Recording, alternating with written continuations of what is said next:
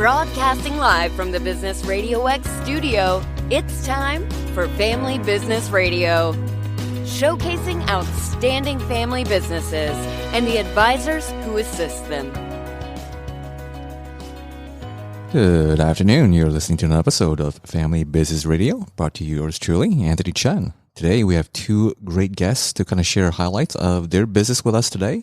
To kind of start us off with the show, we have Paul Zanardo with Zanardo Dezignz. Welcome to the show, Paul. Thank you, Anthony. I appreciate it. Big fan. Great, thank you. So kind of share with our audience who have yet to hear about what is Zanardo Dezignz and how it came to be. What was the brainchild? What spawned the inspiration to start? Yeah, absolutely. But first, I've got to tell you, our son, Anthony, of him, and he wanted me to tell you hello and that you guys have the coolest name. So I would be in trouble if I didn't mention his name. Great. Well, shout out to Anthony out there. Yeah. Thank you. He just turned 8. So, but yeah, I was in construction sales and marketing for over 25 years, and I made a lot of money. It was very lucrative, and financially speaking, it was a big success. But I was miserable and I was depressed. I was traveling a lot away from family.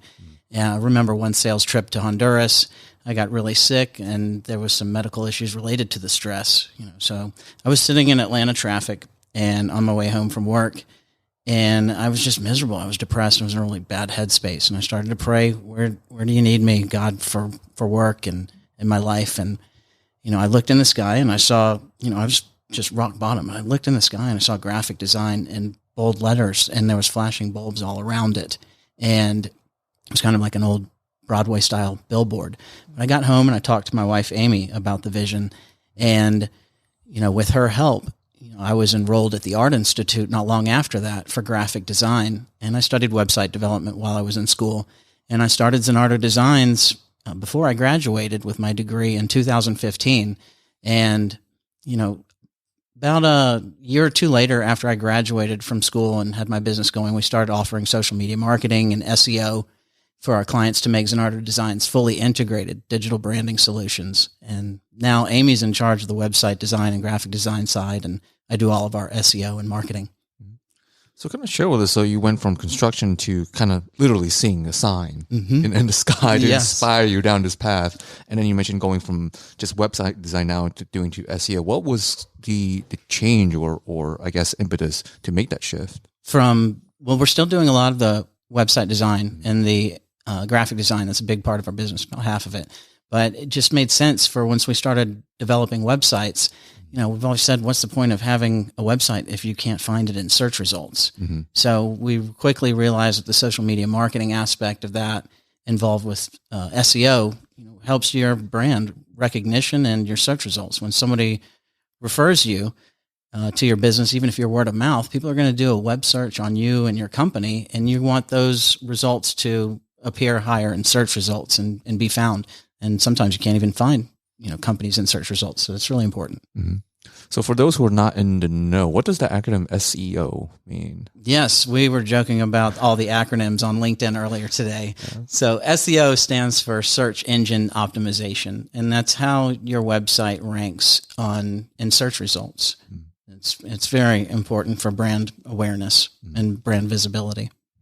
So to kind of give our audience a sneak peek behind the curtains as to how it all works, I know there's a lot more involved. Can you kind of describe to someone that's just new to this whole world? Because speaking to a layperson, is it just Google? Is it other avenues like a DuckDuckGo? Or if anyone still uses Ask Jeeves out there?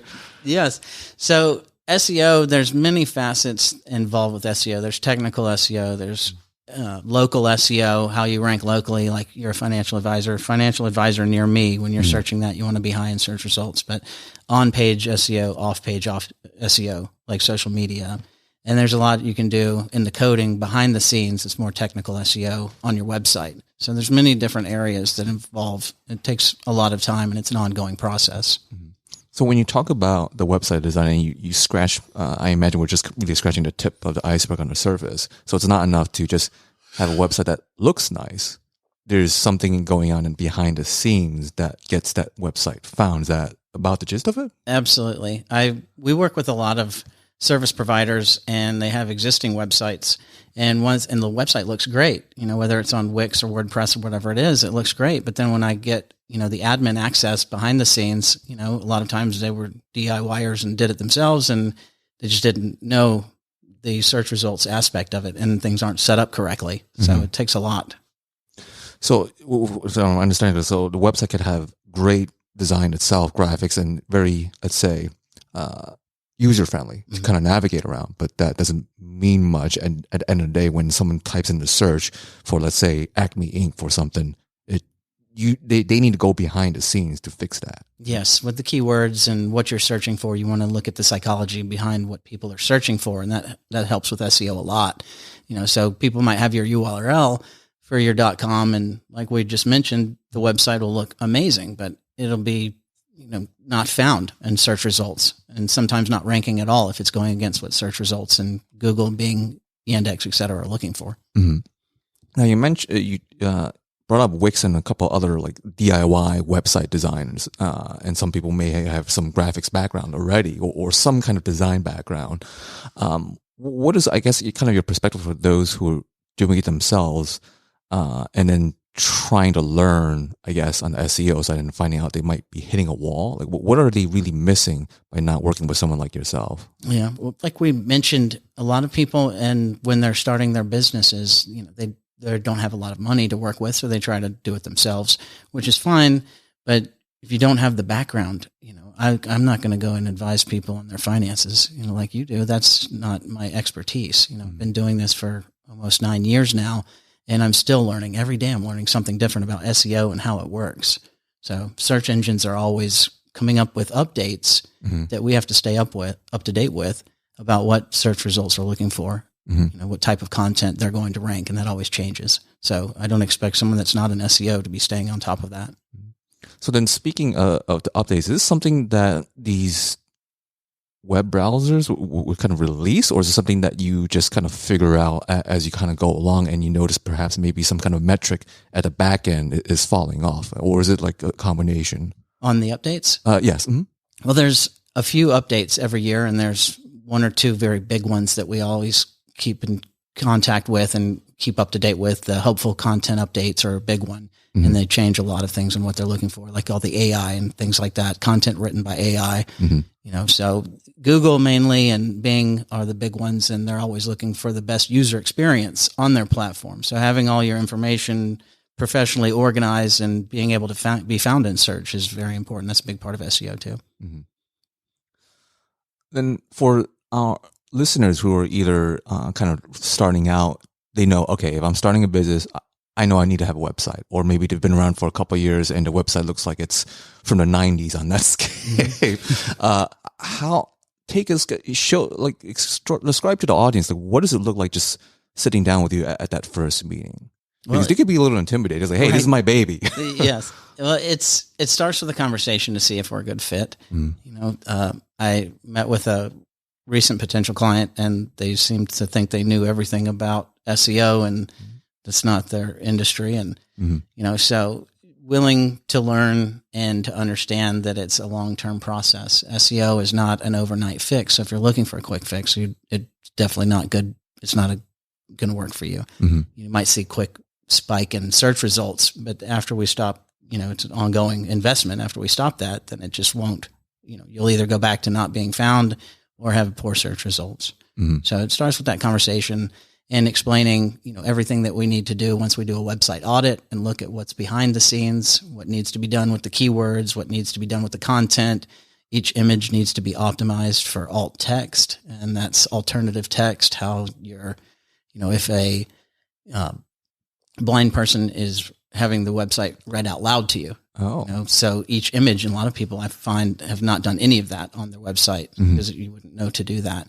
So that also goes back to the user experience. You want a great user experience for everyone. So there's a lot, and it's a case by case basis. Each website's different. Yeah.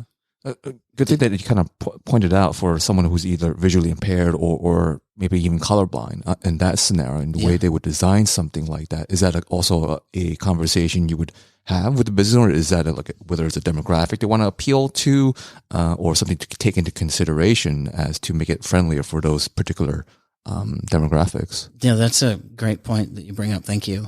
Even from a design aspect, as my background in graphic design, being able to see the different colors depending on what type of color blindness you have. Adobe Illustrator even allows you to set certain settings while you're designing, say, a logo that's going on a website, and how that looks to each different, type of color blindness, even for that specifically. Wow. So it sounds like you're more than just putting a nice piece of color and icons together on a website. A little bit more involved. There is. Yeah. It is a lot. Yes. It's very exciting though. So what other things that for those who are not in the know that for you, like it's a second nature, but it's something that someone who tries to do it themselves that they are not accounting for? What would that be? Other than, of course, we would just kind of scratch on the color blindness and kind of visually impaired. Yeah. Well, if you're designing the website and you don't know what you're doing, it won't be found on search results and it won't provide a good user experience. There's nothing worse than going onto a website in mobile, desktop, whatever, which, Google takes a great deal of influence on mobile responsiveness. So that's a big deal. And you'll be surprised at the amount of companies that don't have their website mobily optimized. So the user experience is everything. If you go to a website and it doesn't work, they're going to leave. They're going to go to your competitor's website. You need to look professional and provide the information that they're looking for. Yeah, it's a good thing that you mentioned, which is kind of a perfect segue, because it's no longer are people. If I remember the stats previously correctly, like about a year or two ago, it might be a little bit more now. People are viewing company websites more so on the mobile than just on PC now. Is that about right? Is it still growing, or is this that number? Absolutely. Last I checked, which was a few days ago, it's over 54%. So more than half are looking on the mobile device, and that's very important. Google treats it as two different websites, desktop versus mobile. It's ranked differently, and it's a completely different design aspect too. So, that's important that we're talking about that, because all of our website design packages come with both mobile and, desktop version.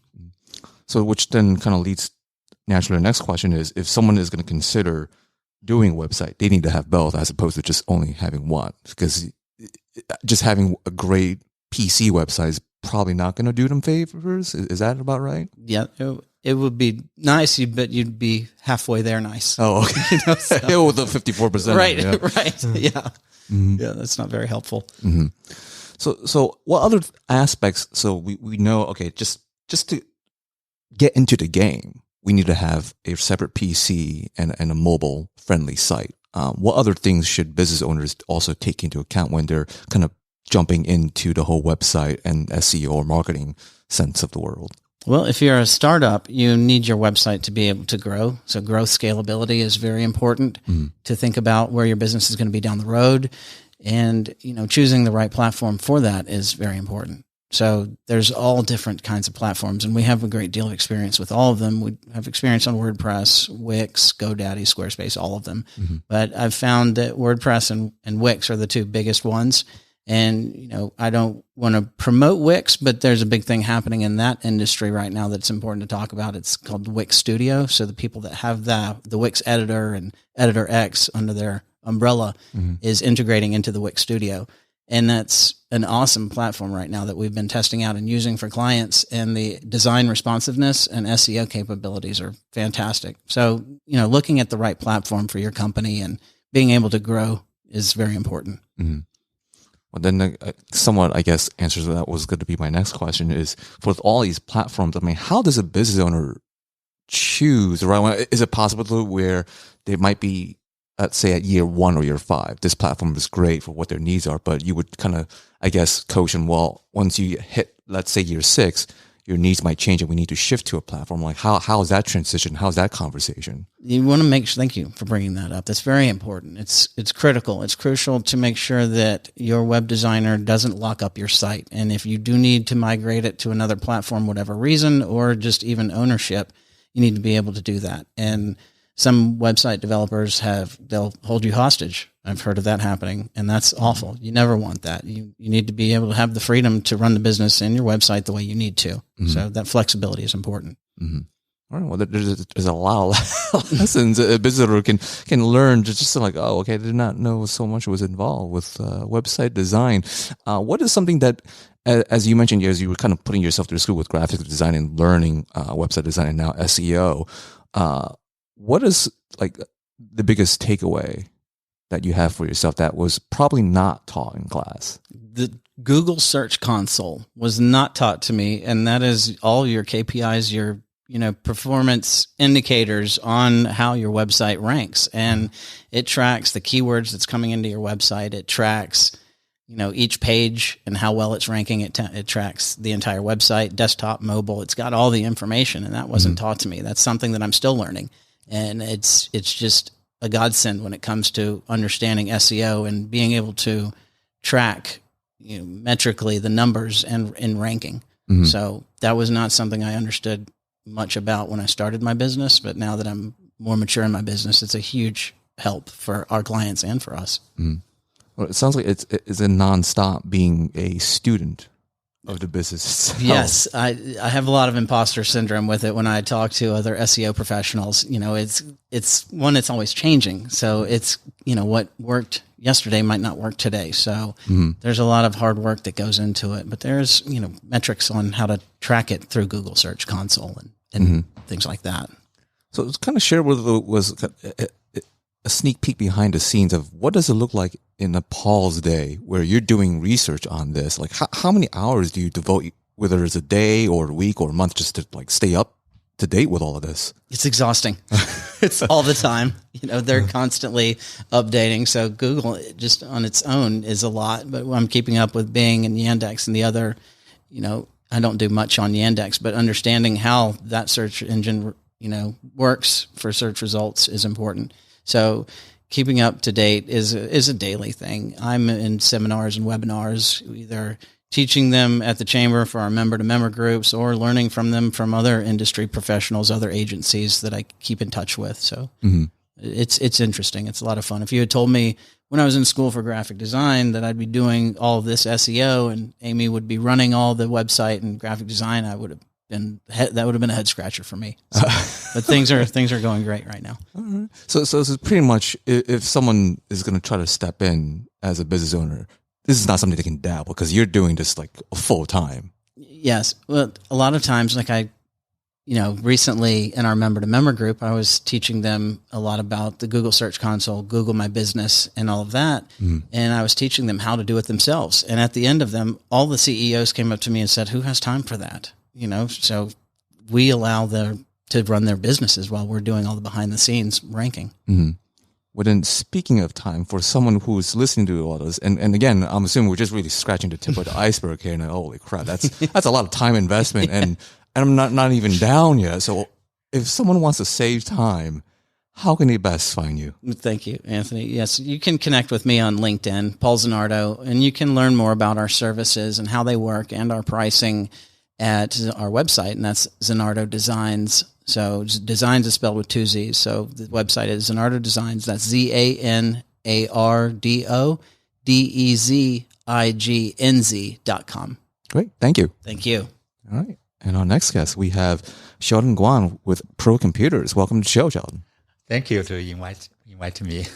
Great. So kind of share with our audience, what is it that got you started and what was your background? Okay. Yeah. I never changed my career in IT. It's just a focus from different area, change a different area. I don't have the grave to power to change a career. Okay. Yeah. So originally I was have a corporate IT experience and as a project manager. And after I immigrated to Canada, I find a job as a branch manager to open a computer store, branch store. So I come to a new town. I'm totally new to there, and set up a new location, rent it, and build up a store and build up a customer base. Yeah, that's what I've been there for 5 years. So gained great experience how to do business, how to manage a store. So yeah, in 2008, and we see a good opportunity to go to the US. So that's how I get here. Originally, I started from 2008 at across from Mall of Georgia in Beaufort, and this is my own store, and we started as a full functioning retail store, like resell computers. At that time, the iPhone. I don't think iPhone was available by then. Maybe just the iPod. iPhone even not invented yet. Let's give just some. The computer industry had been changed a lot since 2008. Before we are using desktop, like a laptop is a kind of like a luxury. Now pretty much everybody uses laptop. And after that, people get into using smartphone. So the computer is in their hand and always have internet, all those kind of changes, and iPad. Yeah. So if you see like lots of player in the market, they changed for example, like when I just opened the store, there was a Circuit City. Yeah, they kind of just like a wind down, and there used to be Tiger Direct. Yeah, they go online only. Like there was a Frowse. So the industry is constantly changing. So I have to adapt to it. So changing is a good or bad thing at the same time. The good thing is keep you like alive, right? It's changing. So that's how I get involved, and it's for the personal, like I enjoy to doing computers, repair computers, help people. But for as a business, it's a lot of always like not easy. I try to say, yeah. I remember from your presentation at the chamber, we were just kind of joking before that. We would bring the computer to you if the Geek Squad can't fix it. Kind of share with us, like what is it? There's kind of that stereotype where people think, oh well, the technology is designed to where sometimes it might be, I don't know, like cheaper to just junk it and buy a new one, but you can go in and I'm assuming at a lower cost or make it at least bring back data, especially for businesses where they are just locked out for some reason. Oh, yeah, yes. Definitely. Lots of people didn't realize they can repair it. They don't have to dispose it. And it's also if you repair, it's better for the environment. It's like a go green. Typically, I try to keep the repair cost at least under half, maybe most of the time only 1/3 of the value. I'm not talking about the value when it was new.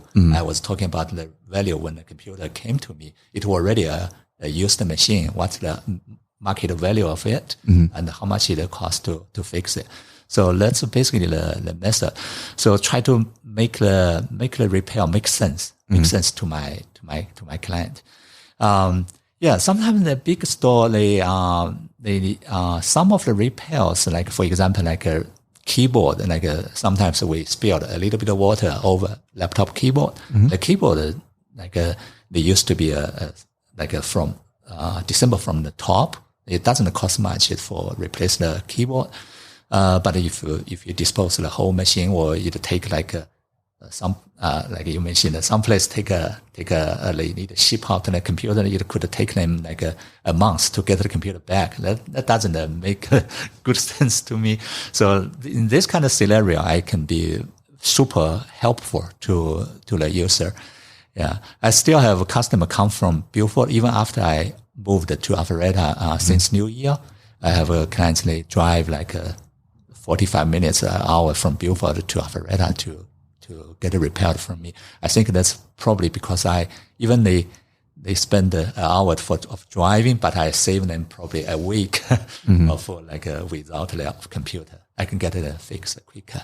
Right. So it's not just on the cost side, but the time waiting side, especially for a business owner. If all their client or work data is on their laptop, it's like, well, I can't wait a week or two for it to come back. Yes. Absolutely. Like a data always recommended to have important data on 2 devices at least, or backup on cloud. Yeah, but if in case you have some fresh made like a new edited files you didn't save elsewhere and the computer crash, I can be very helpful.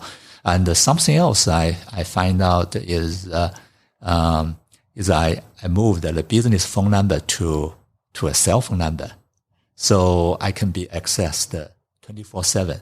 Mm-hmm. It doesn't mean I'm a Superman. I don't need to sleep. Don't need a weekend. It's just that I'm so close to my clients. Yeah. So sometimes before I go to bed, I check my text message, say if somebody needs me. Mm-hmm. Yeah, I can give them some help right away. Don't underestimate that. That's sometimes very important. Sometimes I used to have a customer. They, you say like a spammer, right? They have a scareware. Sometimes by chance, a website maybe hacked, they landed on the website and they showed up a warning message on the screen, say, "Oh, I'm Microsoft. You have so many errors. I want to fix it for you." Those kind of things. It's fake. But if my clients can get a hold of me, I can tell them that's fake, right? That's a scale message. I can help them to avoid a big problem. Mm-hmm. Like sometimes they think they are real and they call the phone number and even give them the credit card number. That's a disaster. Mm. Yeah, and that's sometimes I find out, if they can reach me sooner, then I can have higher rate, save them trouble. Something else like a liquid spill. Most people think a liquid spill is the end of the laptop. Mm-hmm. But actually, from my personal experience, it may be not. As we have the podcasting, I want to tell everybody, the most important thing to do if you have a liquid spill is to disconnect the battery. Disconnect the battery. Oh. Yeah, but most of the laptop, like MacBook, the battery is inside. You need a special screwdriver to reach the battery. So if you can reach to a technician like a pro computer or any technician close to you, have them to help you to disconnect the battery. And if you can do so, most of the liquid damaged machine, they came to me right after the instance, they get saved. Oh, yeah, well, that's good to know. Amazing. Yeah. Well, then with all this for saving laptops and computers and being access on your phone, I guess we can kind of market you as the ER of PC or just technology then. Oh yeah, you imagine. yes, I got you. Yeah. So, because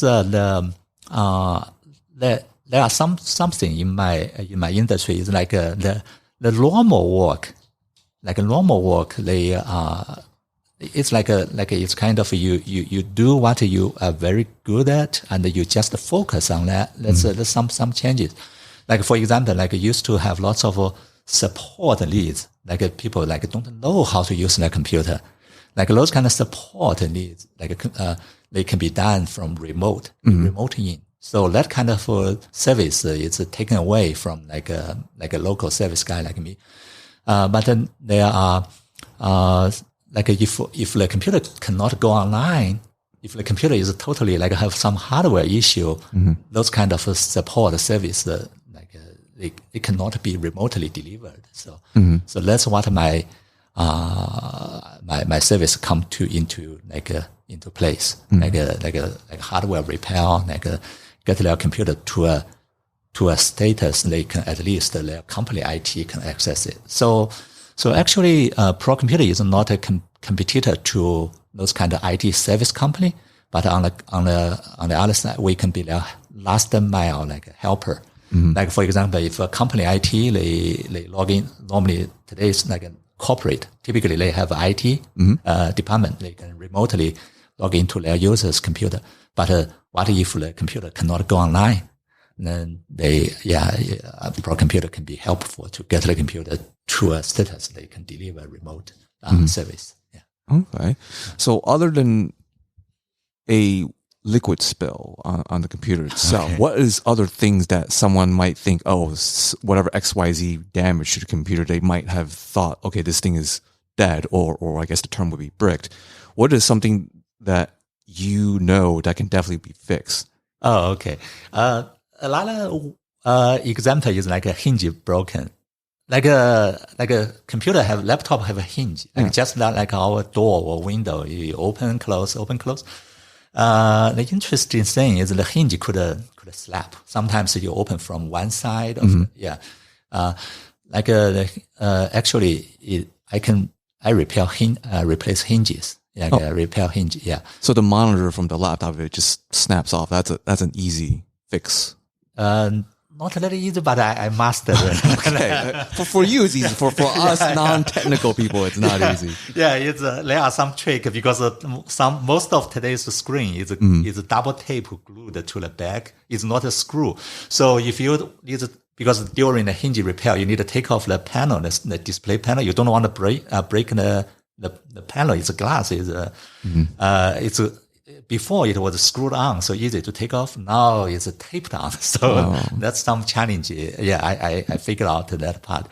Yeah, something else is like iMac. You see, lots of my iMac built in 2017, those kind of age. It's still a nice machine, but they have a hard disk drive. Because iMac is glued together, so most people think, that's done, right? It's so slow, or the hard drive is bad. Actually, if you can simply replace the hard drive with a solid state drive, that can give the iMac a rebirth. Yeah. So it sounds like you can reconstitute older machines just by simply replacing some of the pieces. They don't have to completely replace it. Yeah, yes. If you're looking at the improvement, for example, like the CPU, the memory, for so many years, for the last decades, the CPU performance improvement may be arguable. Maybe people say like improved, like a double, triple, or tenfold.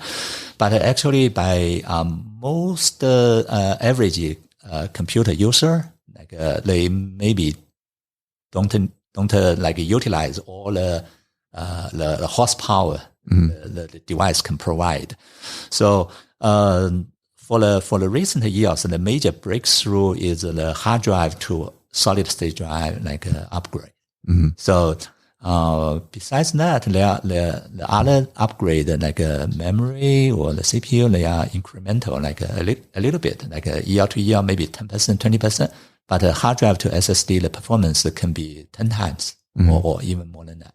So So for the not technically know-how, describe to our audience what is like a regular hard disk drive versus a solid state drive. Where is that value or improvement coming from? Oh, okay. Hard drive is like a floppy. It's just a faster floppy. It's lots of mechanical going on when it work. So you need a spin, you have a reading head to need to find the file and read the file. Lots of physical like a mechanical movement. Those movements are slow. Solid state drive is all electric. It's not chip. It's all like in our cell phone. Like it's a chip. So it's electrons. The electrons move way faster than a router or motor or reading head. So that's the big difference. So then, would it be more stable then, from compared to like a hard disk drive? Actually, it's on the opposite side. SSD is not as durable as a hard drive, but because of the performance gain, so pretty much.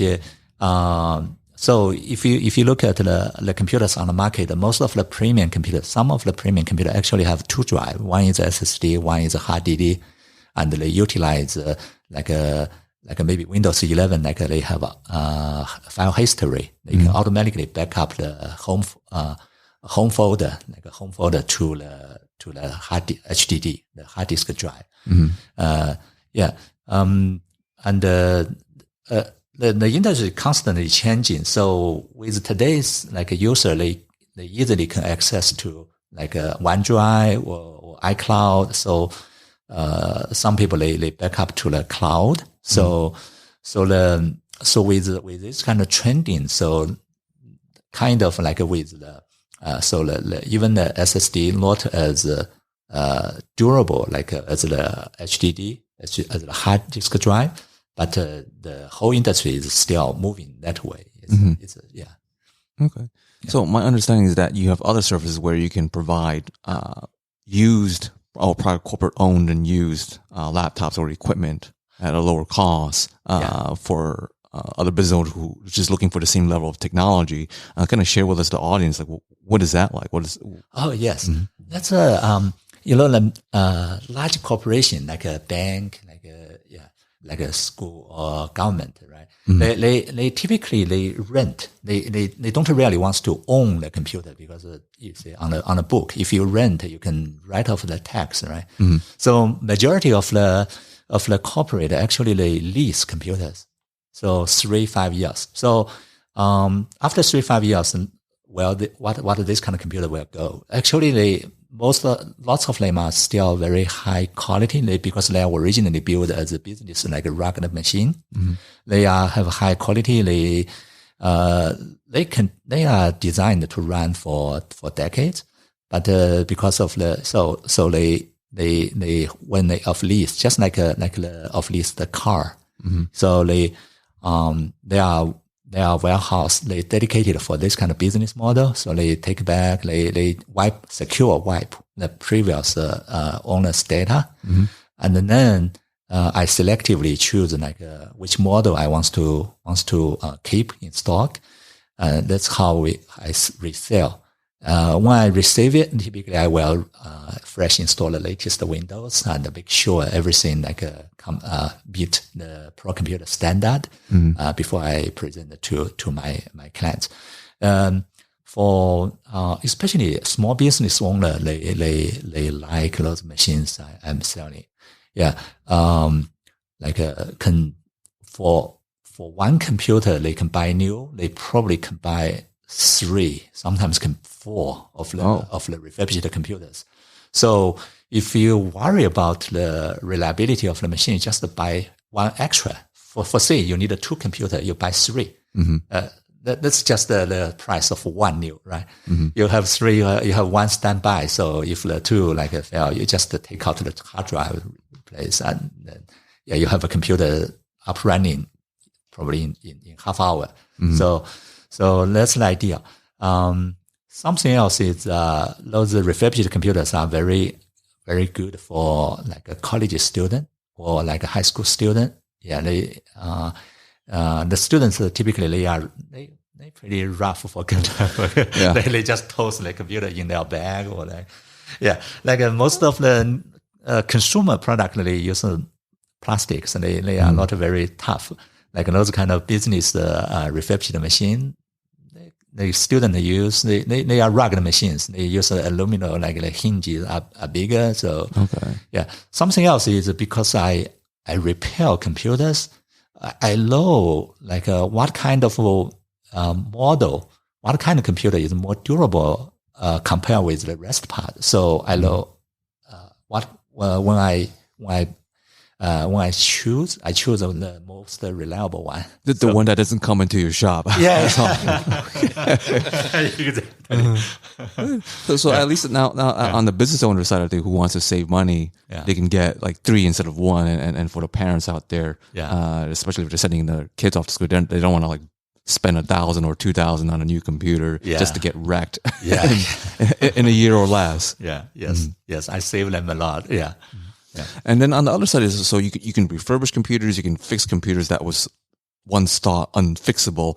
Do you also help people kind of build custom machines as well for their particular needs? Custom machine used to be the number one business of when I when we just get started in 2008, right? But the customized build machine nowadays, what I find out, most of the gamer they enjoy to do themselves. So if they stuck, they come to me. I help them out. But those I'm more in a supporting role or second tier support. Sometimes you probably can't believe this. The high end, most high end computer, they have the most trouble. It's like a counterintuitive, but that's the truth. If because they are less tested, Okay. So you say when company release a new CPU, the motherboard company catch up. So everybody catch up with the new stuff, but the firmware, like the motherboard firmware, maybe not ready to. Yeah. So you say if you buy a motherboard, maybe you got a motherboard like out of factory half a year ago, and you buy a CPU just came out last month, and you fit in the CPU in the motherboard, you maybe get a black screen. Oh, yeah, that happens. So, in that kind of situation, I help them to update the firmware, like bring the computer back to normal. Yeah. So you're also the technician for the gamers, because I know gamers are also pretty high in terms of their needs. It sounds like, I guess a better analogy for the listeners to listening is, the CPU, or I guess call it the engine of the car, is being put into, let's say, a race car into like a regular, I don't know, Toyota Camry, and the chassis probably isn't designed to handle something like that. Yes, and gamer is I can see gamer probably they know more compute. They are typically power user. They know more than average computer user. So they are. I will say they probably the most criticism those pick is the clients, like because they know so much. Yeah. So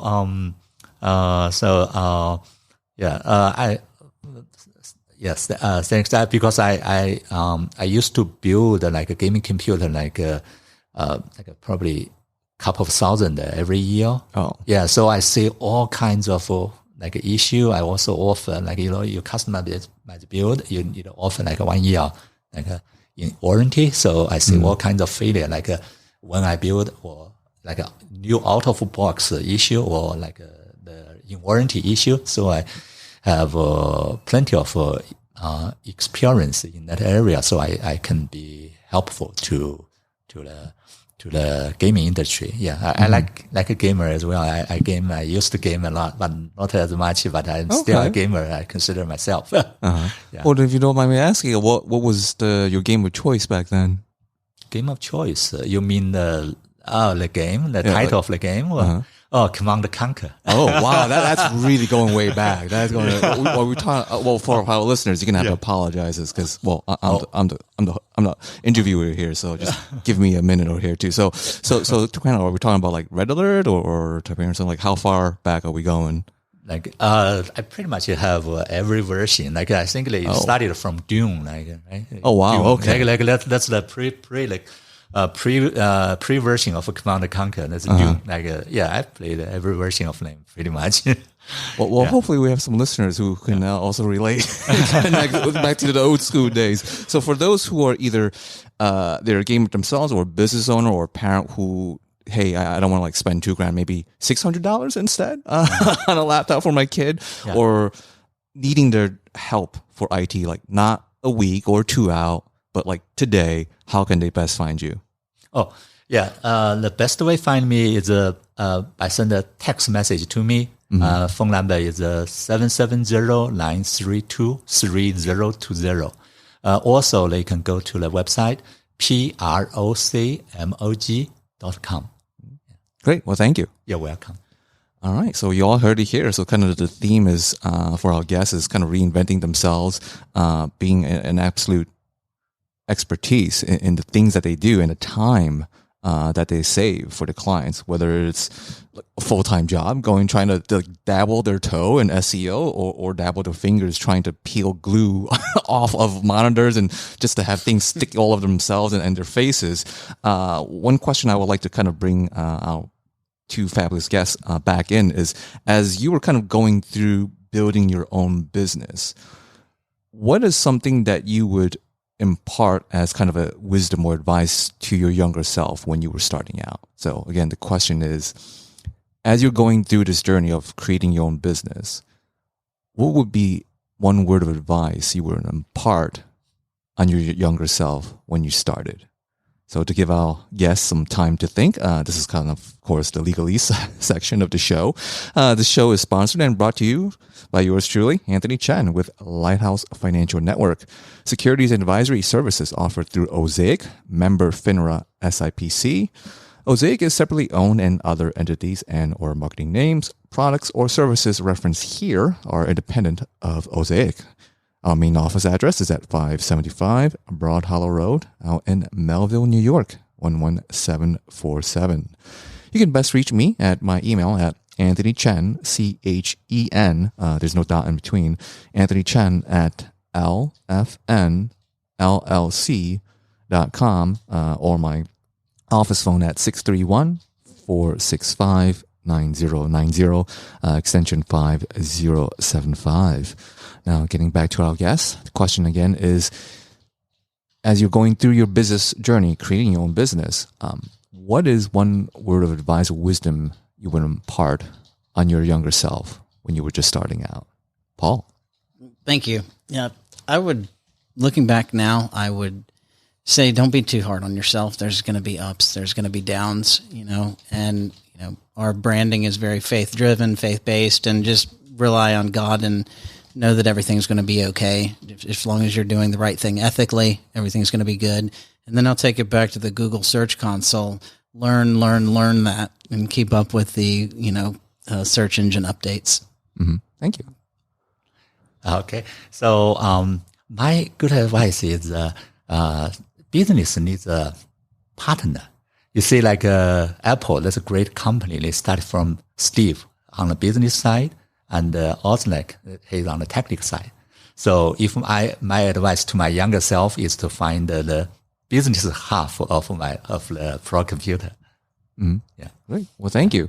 You're welcome. Now, kind of closing out our show here is with those two words of advice that you would give to your younger self. What would be something that you would give to someone that's listening in, that is kind of just sitting on the fence, kind of where you were at before you opened and started your business? What would be something that you would give to them? Don't do your website yourself. That's a good advice right there. It might look good, but it's not going to work. Oh, all right. Well, that's a mic drop right there. Yeah. All right, Sheldon. I didn't get that. What's the question is for our listeners listening in. Yeah. What advice would you give to them as they're starting out? Oh, okay. Yeah. Be ready to keep changing. Change is something that's never change in this industry. Mm-hmm. Yeah. All right. Well, thank you. You're welcome. Right. And now for a little section as we kind of close out is Anthony's financial take.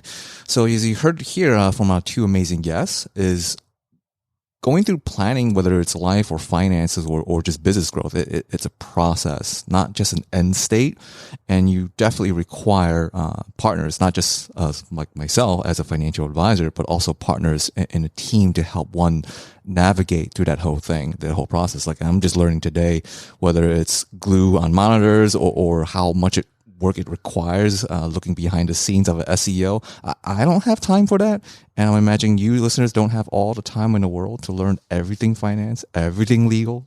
So find partners that mesh with you philosophically as you kind of navigate through the financial planning world, and kind of hang on and enjoy the process and the ride itself. And that's a little bit of Anthony's financial take.